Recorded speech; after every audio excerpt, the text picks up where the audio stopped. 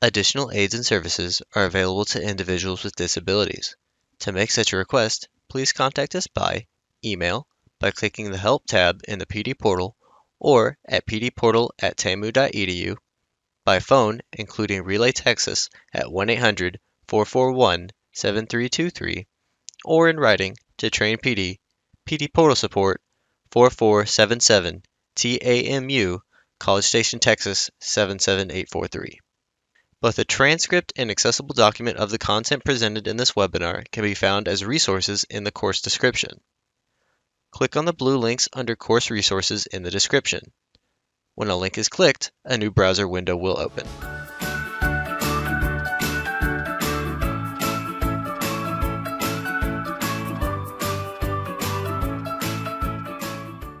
Hello and welcome to this session in which we'll introduce the new Digital Literacy Standards Framework from TCAL.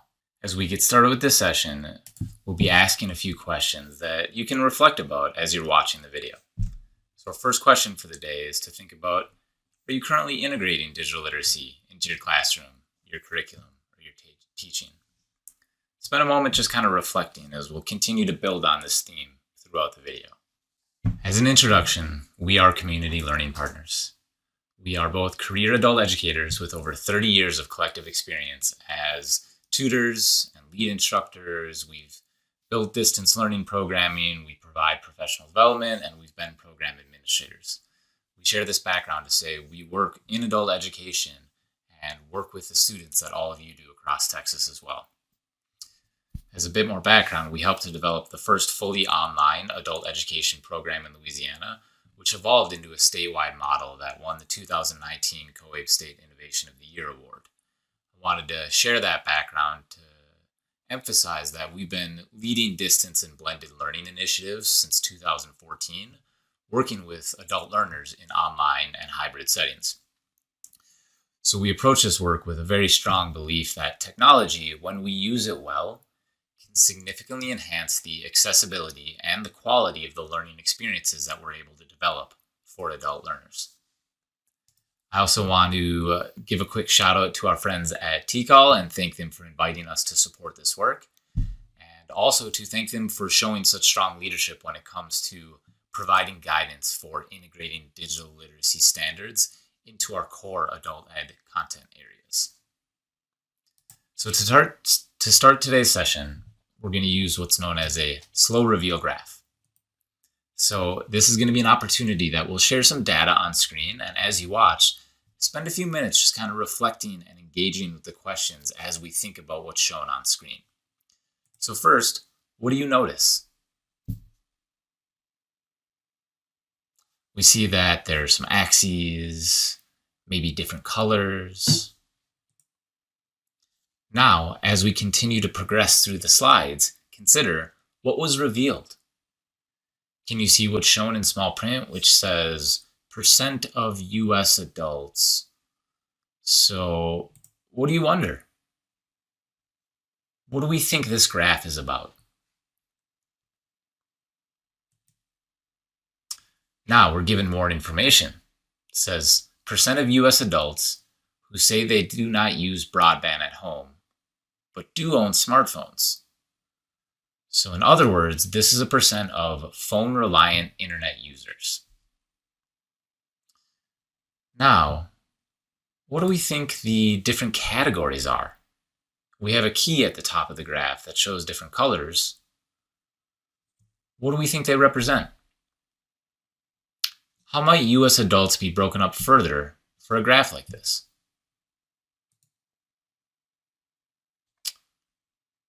Now, more was revealed, but we still don't have categories. But maybe now we have better guesses? So, who might the different lines represent?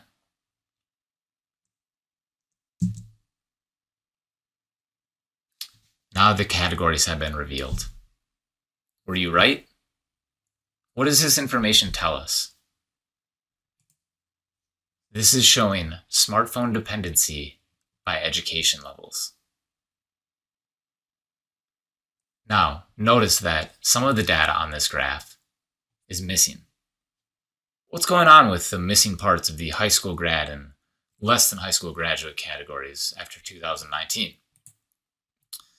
What we learned is the 2021 sample lumps high school grads and less than high school grads together because of a small sample size that year. So what do we think the real data might look like if those categories were separate in 2021? So there's some great data here. And obviously, separating this data by education is really important to us. As adult educators, it's essential to think through both the content we're delivering and the format that it's provided in.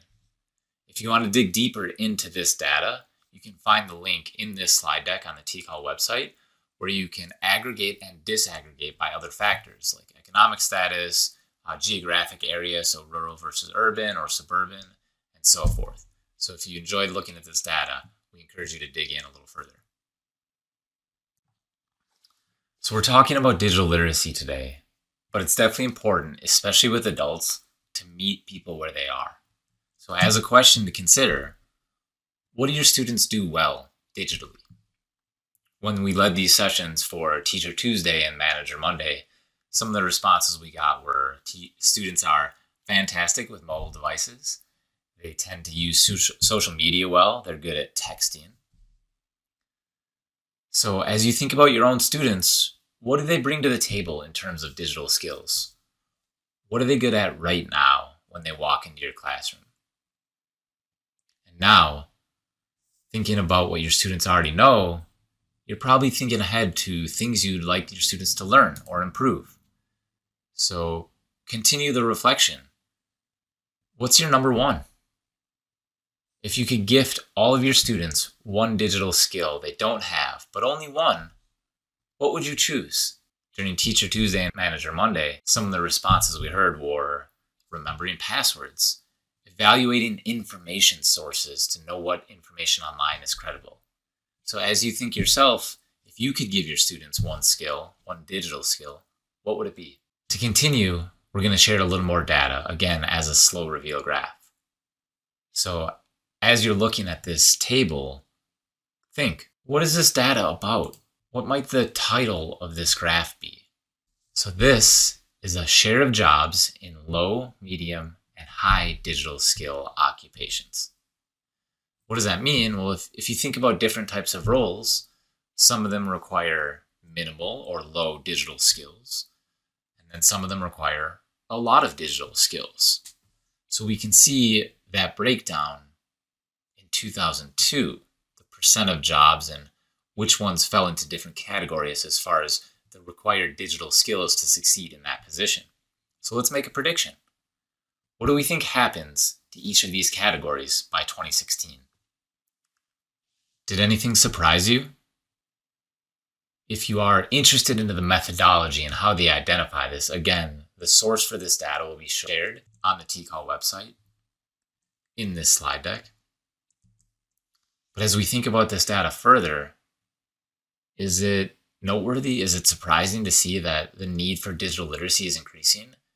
And this data is from 2016. What do we think it looks like in 2023?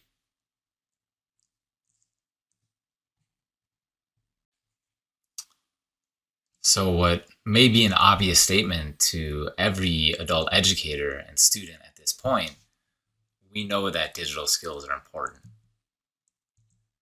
We know they are really important. I would even suggest it's maybe the most important skill we can provide our adult learners. So where, as adult educators, do we come in? Is this our responsibility to help our students develop essential digital skills? Thanks to TCAL, we've historically been provided standards frameworks that can be used to support the different adult ed content areas: history, ELA, math, ESL, family, and civics. But to this point, there's been no guide for digital literacy.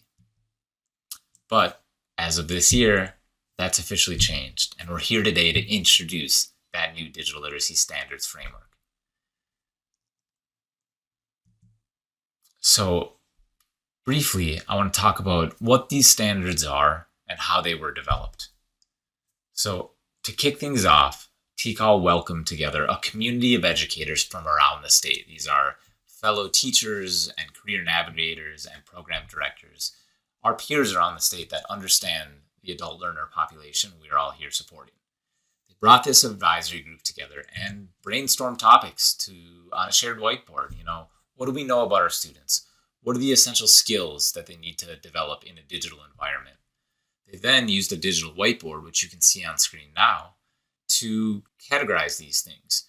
A lot of these standards can fit in different areas, and so one opportunity exists around how do we group these in a way that is easy to understand and presentable for adult educators and students so the conversation can be a little easier to navigate. So step one, they brought this advisory group together to consider what do our students need to know, and then how can we group these into logical categories. From there, they conducted what's called a landscape scan, which is essentially looking across the country to evaluate and understand other digital skill frameworks. So, for example, they looked at North Star, which provides digital literacy standards that they use for benchmarking their own assessments. They also looked at the ISTE standards for educators and students. And finally, they looked at the digital skills framework from the Seattle Digital Equity Initiative. This was an opportunity to say, here in Texas, this is what our advisory group defined. Now, how can we compare and contrast that to other standards to make sure we're not missing anything or there's opportunities to learn from the other standards that exist? So after they brainstormed and conducted the landscape scan, the group got organized and identified key digital skills to include in the TCAL framework. The goal, most importantly, was to use simple, consistent language. So, for example, individuals demonstrate skills to create, format, access, and manage digital content. For example, I can use PowerPoint. I can use Google Docs. These are framed in a way that not only student or teachers can understand, but students as well. And that's one of the best opportunities with digital standards is it can help us organize our conversations because we have a common language that we can use to talk to other educators and talk with our students. So the overall large goal here is to use language that is easy to approach for both educators and students. And what you'll notice is that these standards have been written within frameworks that Texas educators already know. When I started teaching in 2008, I remember being handed new standards, and it's a bit overwhelming. I understand that new standards can be daunting because there's terminology and coding to learn. But ultimately, what you'll notice with this new digital literacy standards framework is that they are written to look, feel, and sound like the standards that you're already using, whether that's the math or the civics framework. So as you think about using these standards yourself or introducing these standards to your staff and students, know that they are written in the same way as the other content area standards. So we have the TCAL Math, we have TCAL Civics, and now we have the new digital literacy standards. Much like those other comparisons, each subject in digital literacy will be broken down into sub-areas with standards and benchmarks nested underneath. And when relevant and applicable, there are also industry benchmarks so we can see how these kind of skills show up in the workforce. So let's start exploring these new digital literacy standards. At this point, focus on the skills that you were thinking about earlier in this video when we asked you, what do you want your students to know? Remember, a few examples from the Teacher Tuesday session were remembering passwords and checking email and verifying information accuracy. As you think about your own skills, what are the things you want your students to develop in digital environments? Now, open up the digital literacy standards, and the link will be provided with this video, and see if you can find these skills that you wanted to focus on within the standards themselves. Take 5 minutes and go explore the new standards, taking some time to get familiar with the structure and then also looking for the skills that you're looking to develop with your students. As a question, now that you've spent some time looking at the standards, how are the formal written standards similar or different to your initial informal versions? So, for example, a lot of educators talked about the importance of checking email. And we can see within one of the digital literacy standards that says use email to communicate, which is to set up a new email account, create a password, identify basic interface functions like menus, subject line, be able to send and receive and reply to emails, attach documents.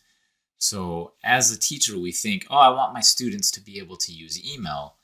That's kind of an informal way of explaining that skill. The digital literacy standards now connect that into formal structures that allow us to communicate with each other and measure the learning that's happening in our classrooms.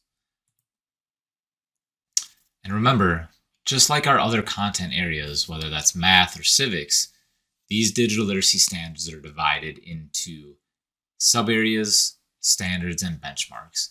So the sub-area is a further breakdown of the content area, which is digital skills in this case. The sub-area standards generally describe what learners should be able to do or should know within that specific content area. And then the benchmark is our measurement tool. It's a way to describe specific examples of skills that learners need to develop and to achieve to meet those more broadly stated standards. So as we look to the conclusion of this session, zoom back out and think at a high level. Here are the 6 sub-area titles from the new digital literacy standards.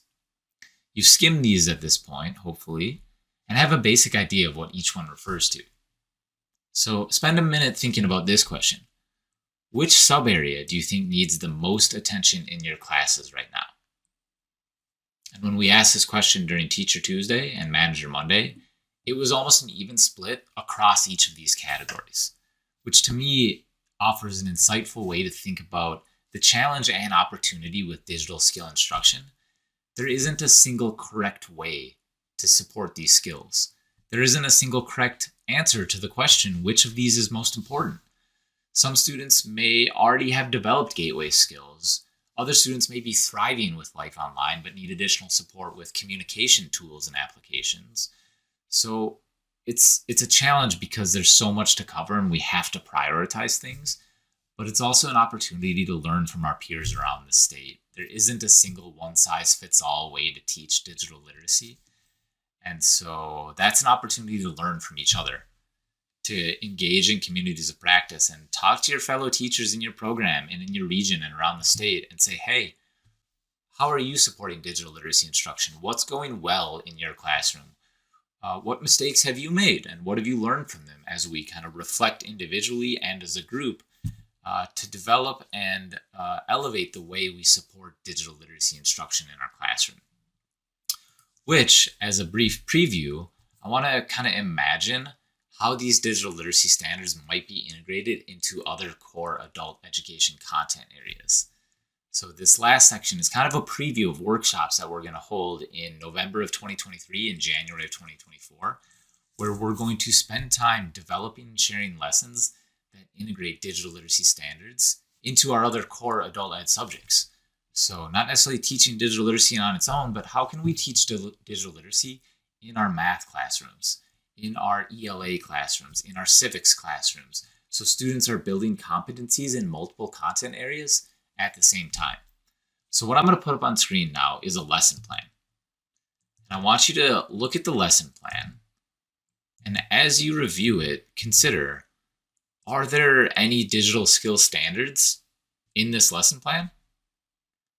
You know, this is presented as a math and social studies lesson plan, but are there ways we can support digital skill development alongside the math and social studies content area? Spend a minute or two thinking about this. As I look at this lesson plan, I see several digital literacy standards integrated alongside the math and social studies competencies. You know, if we're going to pull real world data, we're using spreadsheets to organize that data. We are developing reports, a summary, which might go into Google Docs or Microsoft Word. I want to emphasize that, again, there isn't a single correct way to do this. And so what's exciting to me and this opportunity with these new standards is to think about our instruction, whether that's in math or social studies or ELA, and figure out how we can take these standards and integrate them into those lesson plans that we're already using. so students can be developing those essential digital skills at the same time. So at our pilot in November of 2023 and then a Train the Trainer event in January 2024, this is exactly what we're going to be doing. We'll be spending time practicing, developing these lesson plans, and exploring how we can integrate digital literacy instruction, because time is scarce with our adult learners. So how do we take full advantage of that time to help them develop essential digital skills at the same time that they're preparing for their other academic goals? And the exciting part is that because there isn't one correct answer to that question, we'll bring people together as an opportunity to say, hey, here's my lesson plan. Here are the digital literacy I've integrated into it. And we can share these lesson plans and learn from the wisdom of the crowd as we explore each other's strategies in supporting digital literacy in the 21st century. So I want to thank you so much for checking out this new digital literacy standards. And I'll emphasize again for maybe the 10th time in this video, we're so excited to be working and learning alongside all of you, because we're all teachers, we're all students, we're all kind of figuring out this digital age instruction together. So it's a long way to say, please keep in touch. What are you trying? What's working? What questions do you have? Talk to each other, talk to us as we continue rolling out these new digital literacy standards in a way that helps us all improve our instruction and, most importantly, create more accessible and impactful learning experiences for adult learners around Texas. Thanks so much. We'll see you around soon. We hope you enjoyed this pre-recorded webinar. After you have passed the final test with a score of 80% or greater and have received your certificate of completion, please take a few moments to complete the course evaluation. Participant feedback helps Train PD at TCAL continue to provide high-quality professional development. To leave a course feedback, please go to the completed portion of your transcript. To do this, hover over the My Learning tab and select View Your Transcript. Click on the drop-down arrow next to the word Active and select Completed. Then, click Evaluate in the drop-down menu next to the course you just completed. Please note that your feedback is greatly appreciated.